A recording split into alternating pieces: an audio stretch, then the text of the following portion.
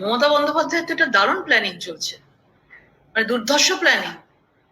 এবং পুলিশ এখানে বিচার দেওয়ার নাম করে মানে রাজনৈতিক ভাবে তাদেরকে ইউজ করছে, তাদেরকে রাজনৈতিক ভাবে তাদেরকে বিচার দেব এই বলে তাদেরকে রাজনৈতিক ভাবে তাদেরকে চাপ দেওয়ার চেষ্টা করছে পুলিশ। তার মানে আমাদের ধারণাই সত্যি হলো যে তিনি যে ভিডিও রেকর্ডিংটা যেটা আমরা আগে দেখেছি সেটা অত্যন্ত ভাবে সাবলীল ছিল না, এবং সেটা মনে হচ্ছিল একটা কাউকে পড়িয়ে দেওয়া কথা।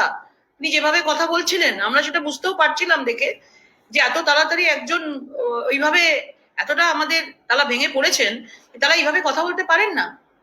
এবং কালকে যেভাবে নিজেরা এসে স্পন্টেনিয়াস তারা নিজেরা এসে আন্দোলনে যোগ দিয়ে তারা যেভাবে কথা বলেছেন, এটাই আসল সত্যি কথা। তারা পরিষ্কার জানিয়ে দিচ্ছেন, তারা কালকে বলেওছে ডিসি নট তাদেরকে টাকা দেওয়ার কথা বলেছিল, এবং ওনারা বলেছেন ভিডিওতে যে পরের দিন তাদেরকে এনে তাদেরকে বসিয়ে শুট করা হয়েছে, ভিডিও মানে শুটিং করা হয়েছে। ভাবুন, বিচার দেওয়ার নাম করে পুলিশ রাজনৈতিক ভাবে তাদেরকে ইউজ করছে। এ তো মমতা বন্দ্যোপাধ্যায়ের বিরাট বড় প্ল্যানিং। এইভাবেই তো সরকারটা চলছে, এইভাবেই তো তারা পুরো পুলিশ প্রশাসনকে চালাচ্ছে বিভিন্নভাবে।